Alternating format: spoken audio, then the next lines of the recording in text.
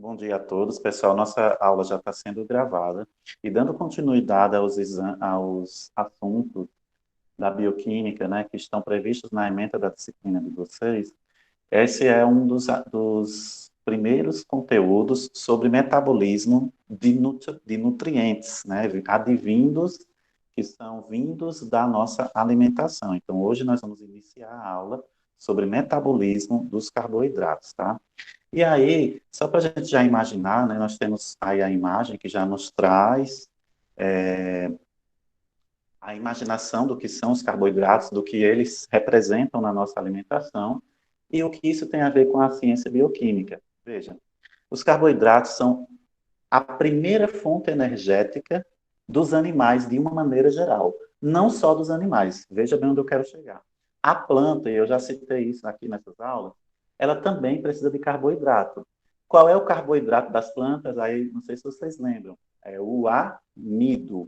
Ela armazena amido e é por isso que a gente come batata doce, né? A gente come inhame, e no inhame, na batata doce, nesses legumes, de maneira geral, eles têm muito amido armazenado. E plantas, árvores que a gente também não come, também tem muito amido armazenado. Então, a fonte de energia das plantas é o amido. Ponto.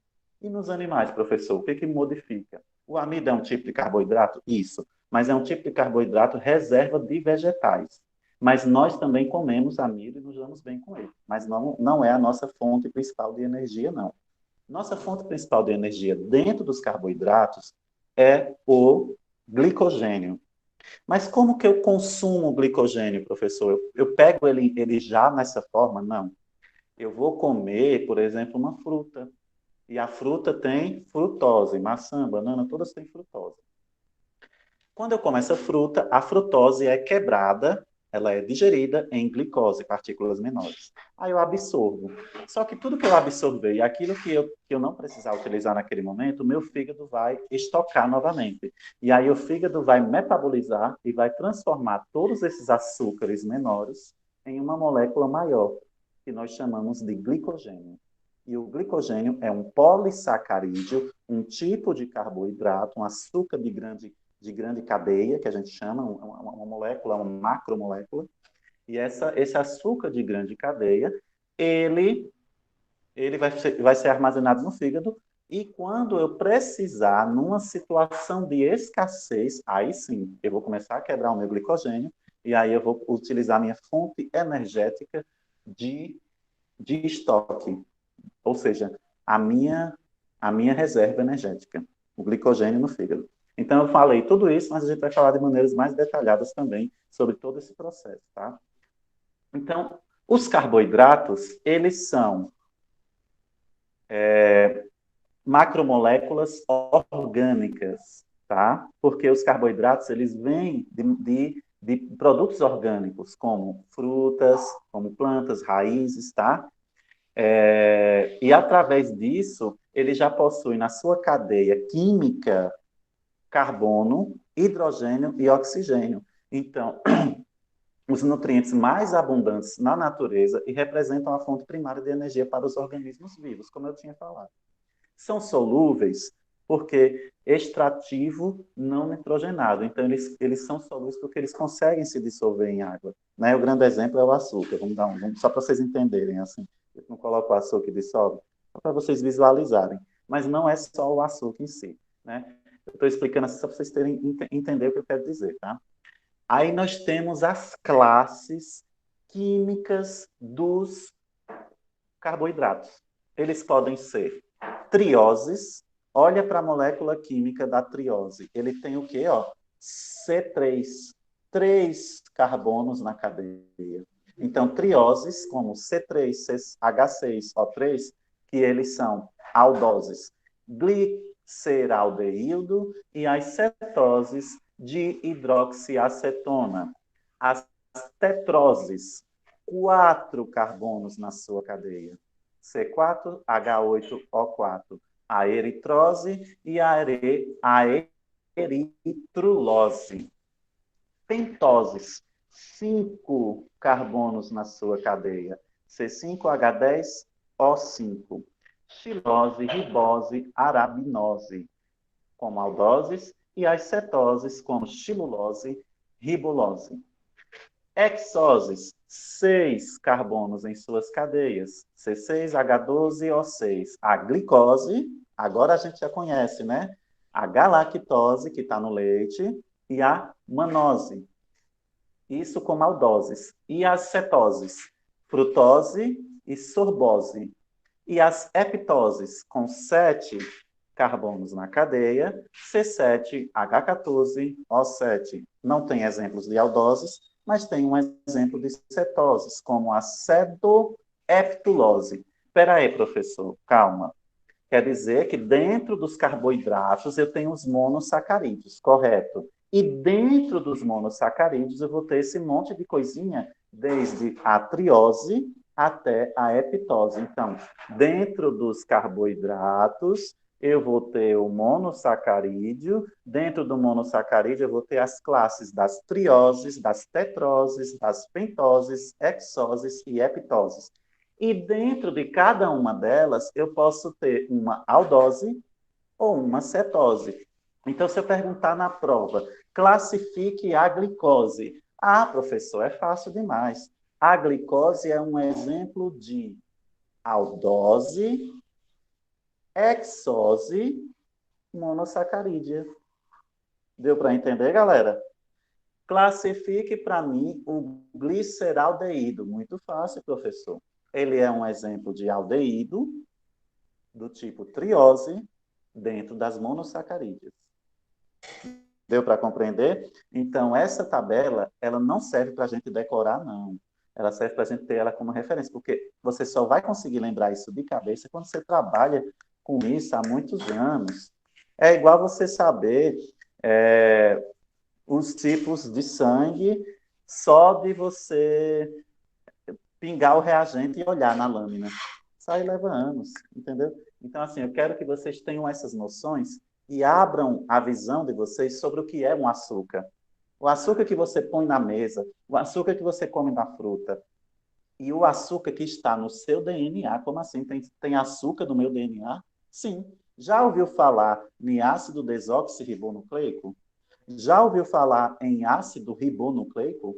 São exemplos de nucleotídeos, fitas complexas de material genético. Dentro de um nucleotídeo, eu tenho as pentoses. Quem são as pentoses que estão no RNA? Olha ela aqui, ó, a ribose.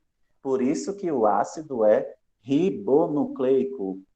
Ácido ribonucleico, RNA. E o outro, o DNA, ácido desoxirribonucleico. Isso aí, é esse nível de mudança de consciência.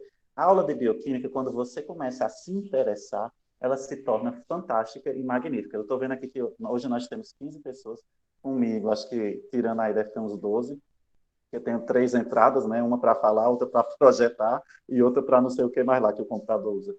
Então, veja, gente, a bioquímica é isso. Ela é fascinante. Eu acredito que dentro da farmacologia, dentro da farmácia, vocês têm que amar.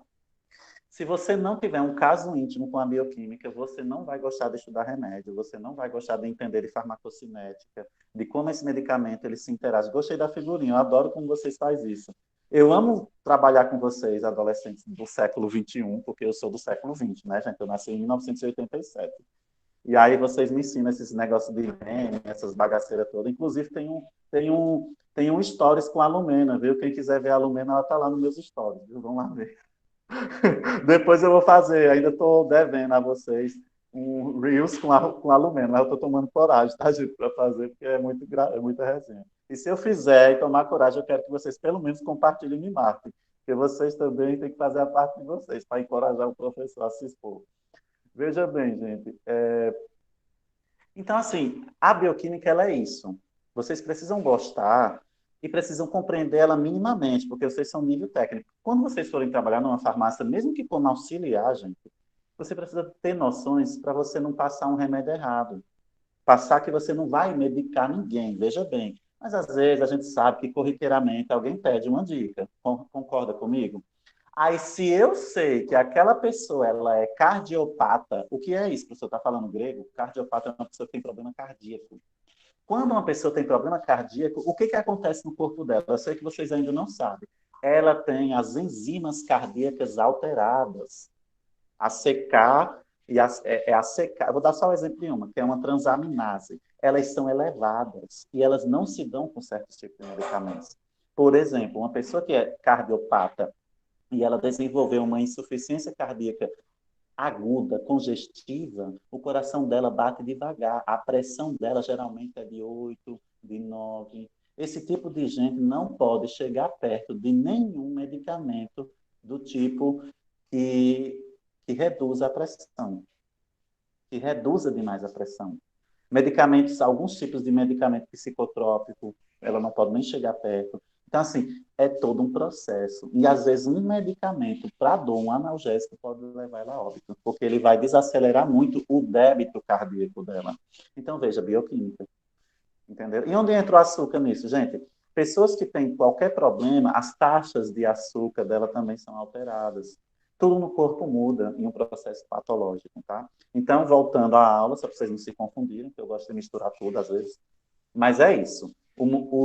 Os carboidratos são solúveis, são moléculas orgânicas, e dentro deles nós temos a primeira classe, monossacarídeos. E dentro dos monossacarídeos eu vou ter subclasses, trioses, tetroses, pentoses, hexoses, heptoses. E dentro dessas classes eu vou ter as classes das aldoses e das cetoses. A principal que a gente mais conhece é a glicose, um tipo de aldose, do tipo hexose e do tipo monossacarídeo. Próximo slide, que é para a gente conseguir contemplar a primeira parte da aula. Essa aula vai até 10 11 e meia, né, gente? Para não me perder.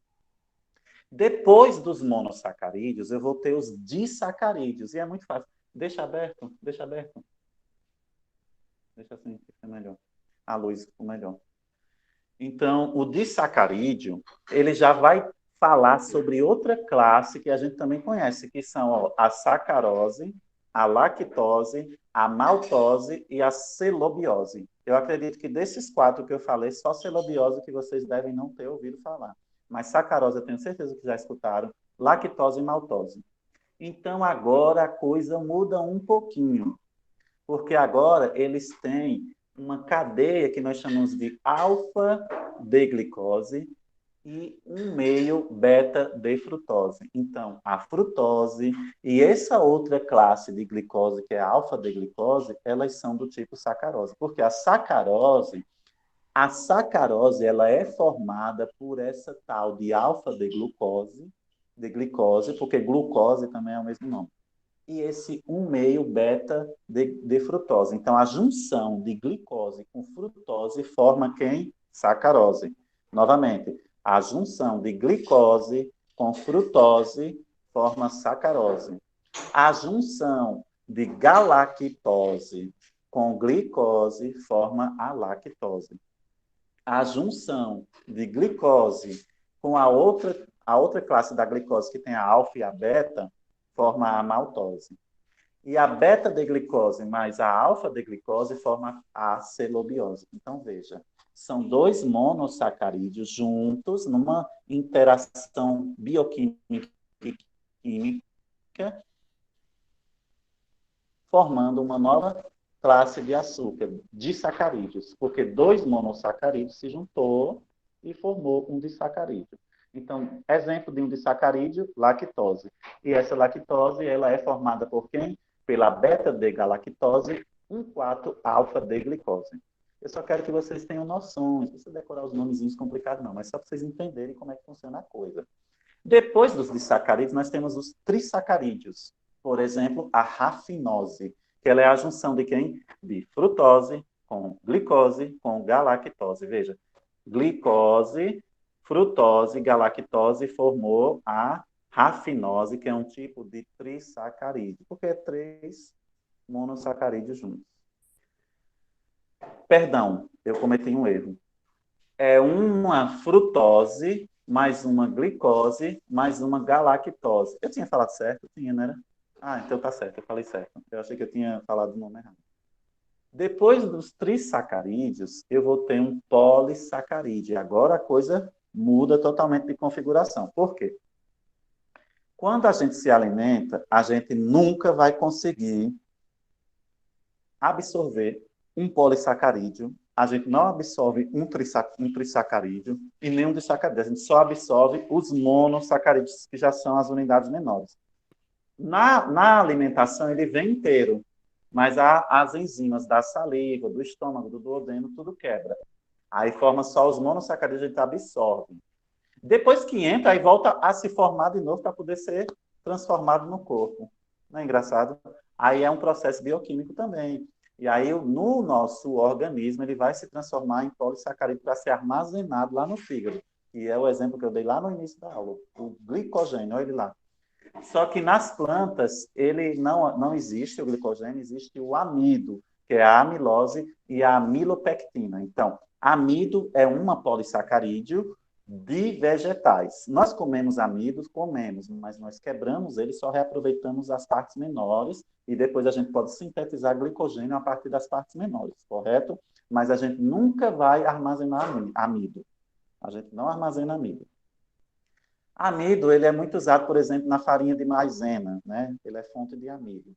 Só que o amido dessa maisena, ele vai ser transformado em açúcares menores, para a gente absorver. Aí o glicogênio é um polissacarídeo que nós, humanos e animais, de uma maneira geral, que nós também somos animais, né? Nós somos plantas, nós vamos armazenar o glicogênio como fonte de reserva de energia a partir de carboidrato de grande cadeia, que é o glicogênio. Esses polissacarídeos não amiláceos, eles são solúveis também, tá? E eles são PNAS. O que significa isso?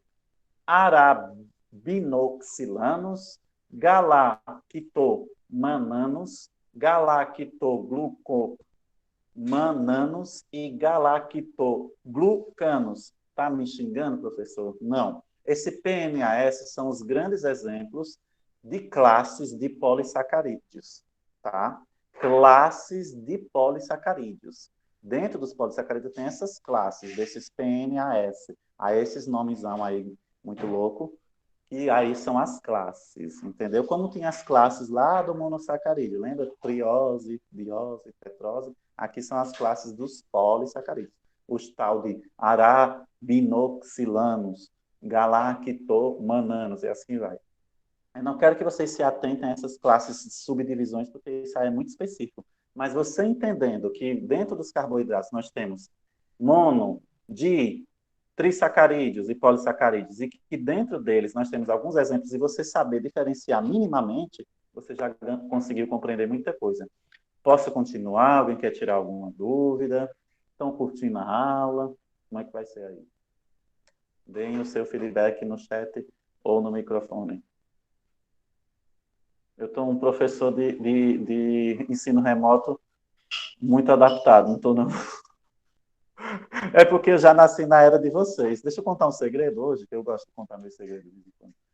Eu, quando era pivetinho, eu era viciado em videogame do Super Nintendo, que eu tenho até hoje aqui o aparelho na minha casa, com os cartuchos e tudo, e não vendo por nada. Os cartuchos tem que assoprar, jogar saliva em cima para poder pegar. Mas eu sou viciado naquilo. Adoro Nintendo. Então, assim, minha mãe tinha que me arrastar do videogame, praticamente uma surra de orelha, porque ela nunca batia, ela só puxava a orelha, porque eu não saía de lá enquanto eu não gastasse o último mísero centavo, entendeu? E eu pedia do meu pai a noite inteira, de R$ 5 naquela época, era dinheiro, viu, gente? R$ 5 você passava uma manhã e uma tarde inteira no videogame com a bunda quadrada. Por isso que hoje em dia eu tenho dor na coluna, porque eu adoro ficar sentado e deitado no sofá, assistindo ou mexendo em celular e tela. Eu adoro tela, mas isso acarreta problemas para a gente, né? Dor nas costas, irritabilidade, a gente sabe que dá um pouco de prejuízo. Mas eu nasci um pouquinho nessa geração, então eu me adaptei muito bem a isso, eu gosto. Tem outras pessoas que já não gostam, mas eu gosto, entendeu? Então, assim, hoje eu vejo que a nova era digital ela veio para ficar e as redes sociais são um grande exemplo disso, né? A gente só vê rede social nascendo todo dia. Então, assim, eu estou doido para que alguém me convide no Clubhouse, porque eu também quero fazer parte. E o fliperama, professor, era uma maravilha, né? Eu adorava o jogo Eu não sei se na época de vocês, eu não sei como é que vocês chamam, se é machinha, que tinha aquele bagulho que mexia os botões. Eu não gostava de jogar nele por causa daquilo, eu gostava por causa da bagaceira, do barulho e a zoada da molecada. E o xingamento e as puias que saíam. Porque quando você ganha e perde, né, sai sempre um xingamento ou uma puia. Bem forte. Ai, gente, hoje eu tô naquela fase bobo da corte, viu? Mas é bom porque vocês aprendem mais nesses dias. Dentro dos polissacarídeos, coitado do controle, coitado era pouco, menino. A gente já andava era com um óleozinho, uns óleozinhos, um negocinho, aquele bagulho de. Aquela solda, né? Pequenininha do alumínio, já andava com chip. Ah, mas tu tá aí por fora. E a época de Pokémon foi que foi uma febre. Pokémon, Mortal Kombat, né, que todo mundo adorava, meu Deus, as sequências de Mortal Kombat. Eu acho que quem desenvolveu aquelas sequências no controle de um Nintendo, para mim ele é um gênio. Porque você fazer aquela sequência era você se transformar, o seu cérebro tinha que ser condicionado.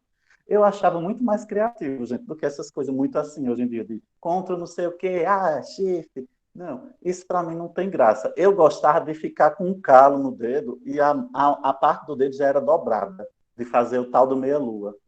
Isso é para mim é a memória melhor, mais afetiva, que eu tenho a coisa mais legal. Olha, o senhor tem que ver hoje em dia como é Mortal Kombat. Manda para mim depois, que eu quero ver. Aí depois eu fiquei viciado em jogo de. Eu tive um iPhone, mas agora não tem mais não, eu uso Android. E, gente, tem um jogo no Professor, iPhone que eu dou tudo para comprar um iPhone só para jogar de novo, que é um tal de Infinity Blade. Não sei se vocês já ouviram falar, um jogo maravilhoso de, de RPG, né, que chama. Ah, aquele jogo eu fui viciado demais. É muito lindo o gráfico.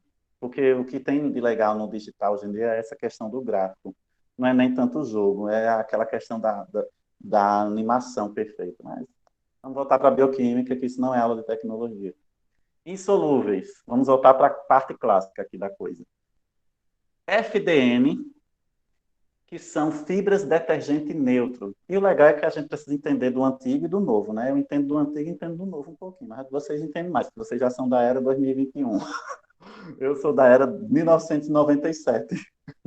Ei, era assim, o Nintendo batia, aí apareciam umas letrinhas assim, fazia uns barulhinhos bem engraçadinhos. E os gráficos eram horríveis no início. Então, gente, fibra detergente neutro, que é a celulose, mais a hemicelulose, mais a lignina. Isso é em planta, tá? E a FDA são fibra detergente ácida, que é a celulose mais lignina. Veja, olhem bem para mim. A celulose é um tipo de polissacarídeo exclusiva, novamente. Celulose é exclusiva de vegetais de uma maneira geral. Toda planta tem celulose. Por isso que o papel do caderno vem de plantas, vem de árvore, porque é uma celulose.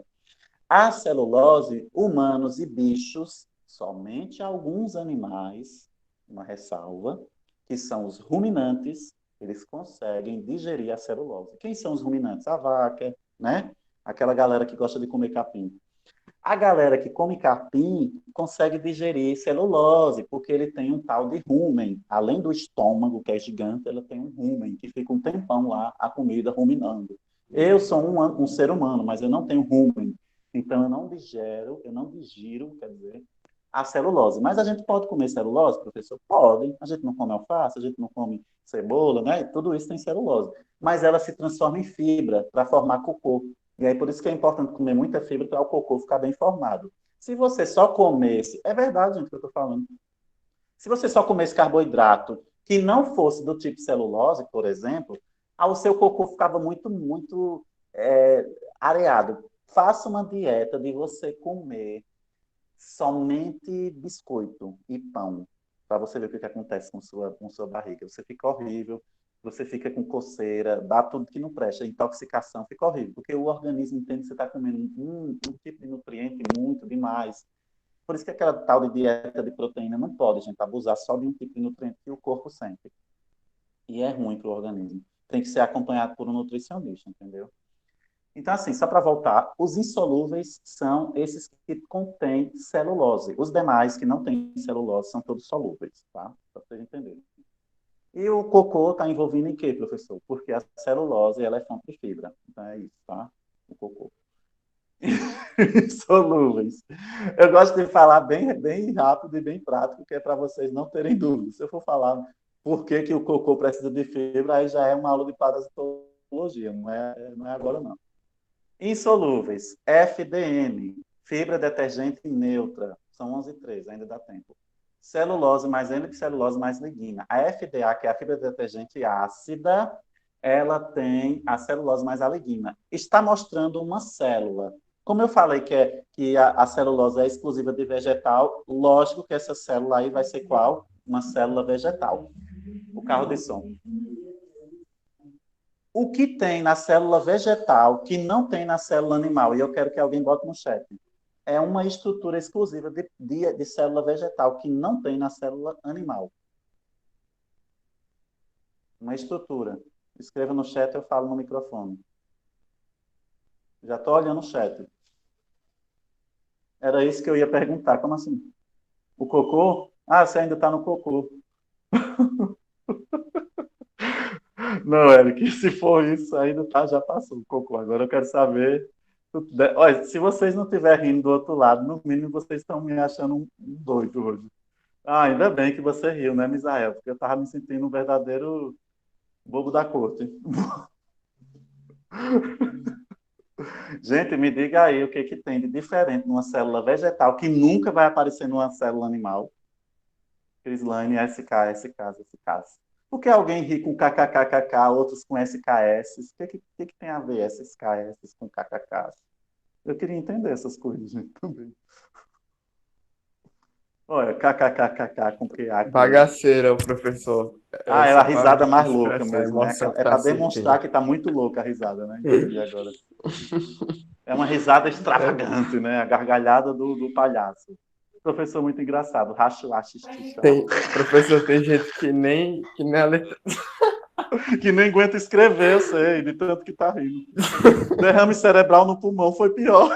O que, que tem a ver esse derrame cerebral no pulmão? Não existe derrame cerebral no pulmão, não, menino. Se o cérebro é no cérebro, é no cérebro. O pulmão não se comunica com o cérebro assim diretamente, não. Vai ser um derrame pleural, Misael. Derrame pleural. KKK, agora piorou tudo. Best turma. Best turma. Não, professor, foi pior. Gente, pelo amor de Deus, foco. É um meme. É um meme, quer dizer. Ah, sim, entendi. É meme, ainda bem, entendi agora. Acho que isso. Gente, eu tô lendo os comentários de vocês, mas não achei o que eu quero. Vai, gente, senão essa aula eu não vou nem postar no YouTube, porque eu não vou ter coragem de tanta loucura. O professor tá gravando. Eu tô gravando mesmo, tô nem aí. Gente, eu tenho que ser eu sou autêntico. Olha só, gente, pelo amor de Deus, voltem para a aula de biologia. A célula vegetal tem parede celular, ponto. Parede celular só existe em vegetal. Se você disser que uma célula animal tem parede vegetal, você, me desculpa a palavra, viu, gente? Você está regredindo, tá? Então, parede celular. Se inscreva no canal do professor e ajudem ele. E bate lá no like. Gente, pelo amor de Deus, vocês visualizam os vídeos, não dá nem um like, vocês são muito terríveis. Bota pelo menos lá, professor, assistir seu vídeo. Ajuda o professor a ganhar pelo menos um centavo em cada visualização futuramente. Que horror. Eu tô de zoeira, viu, gente? Ninguém é obrigado, não. Eu sou muito de boa. Parede celular, muito bem, desculpa aí. Então, voltando ao assunto, gente, a parede celular é exclusiva de vegetais e é nela que tem a celulose. Tá bom? Então, a parede celular, por que que planta é tão resistente? Eu duvido, eu com essa mãozinha aqui, que, meu Deus do céu, eu nunca fui treinador, ó isso. E qualquer um de vocês eu desafio, ficar esmurrando um tronco de uma árvore sem preparo físico, né? Lógico. Você vai sair de lá todo ferrado, gente, porque aquilo ali é para resistir a sol, a vento, a pancada, a chifrada de animal, a coceira. Os animais não se coçam nas árvores, né? Gente, a planta é um bicho, é uma coisa muito adaptada. As plantas, elas são antigas no nosso planeta, né? Onde você andar, até no deserto, tem semente lá esperando um dia para chover e ela nascer. Sabia disso? Então, assim, gente, as plantas são muito resistentes por causa da celulose. A celulose é uma coisa assim fantástica da criatividade, da criação. Isso mesmo, muito bem, antes de Cristo. Isso aí. Que Cristo ele é uma referência humana, né, Patrick? Muito bem. Mas Cristo ele é uma referência para nós humanos. Mas para as plantas não tem referência humana, não. Elas são antes de nós, entendeu? Elas são antes de nós. As plantas são muito antigas no nosso planeta, do ponto de vista científico, tá? Voltando para a aula, que hoje eu estou viajando bastante. Os monômeros, eles fazem ligações por ligações. E aí eu já estou entrando numa coisa muito íntima, a nível de molécula, de polissacarídeo, entendeu, gente? Então, a celulose, ela é uma polissacarídeo linear. Por que eu chamo uma polissacarídeo? Porque é um exemplo de açúcar, né? Então, né? Uma polissacarídeo linear formada por moléculas várias de glicoses unidas entre si por ligações beta 1,4. E aí, olhem lá em cima, tentem visualizar comigo aqui essa molécula química. Eu sei que é um pouquinho complexo, mas eu não vou cobrar essa parte química de vocês, não. Outra coisa que vocês vão perceber é que nessas aulas de agora eu vou começar a ficar um pouquinho mais específico, eu não vou ficar tão... As primeiras aulas é muito introdutória, a gente, né, meio que joga o conteúdo, brinca, mas nessas eu começo a trazer, assim, eu começo a ser um pouquinho mais explicativo, né? Parece até que eu estou sendo chato, mas não é. Veja, eu tenho aqui, ó, uma cadeia de vários grupos hidroxilas, que é esses OH, né? Que é característica de base, né? Quando a gente vê OH na química, a gente já sabe que é uma base, né? Assim, quando a gente não vê o OH, a gente sabe que é ácido, que é só o H. Na química, a gente aprende a olhar esses grupos. Não sei se vocês lembram, mas é assim que funciona a coisa. E aí os OHs identificam que é um grupamento oxila, né? Então, os grupamentos oxilas, eles se alinham ou com outro grupamento oxila ou com um grupamento de oxigênio. Então, ele tem um beta, tá vendo? Ó? Beta 1,4. Beta 1,4, olha lá. Ó. Tá vendo? Ó? Uma ligação de oxigênio com o grupamento 4. Tá vendo? Ó? 1, 2, 3, 4, 5, 6. Tá vendo? Então, cada ponta dessa, tá vendo? Ela representa uma ligação, tá? E aí nós chamamos de Liquid Deglucose Units. Mas aí é uma linguagem inglesa. Isso aqui, aí voltando ao bicho, voltando ao cocô, por isso que uma coisa leva a outra, não tem jeito, né? Bioquímica em humano e em animal parece, mas no caso do bicho, que é a digestão microbiana nos secos e no cólon de animais, principalmente os animais que digerem a celulose, aí ele vai ocorrer a digestão e aí vai quebrar esse polissacarídeo, que é a celulose, que é um monômero de ligações. Então, aonde aqui a enzima vai agir? Na quebra desses grupamentos oxilas.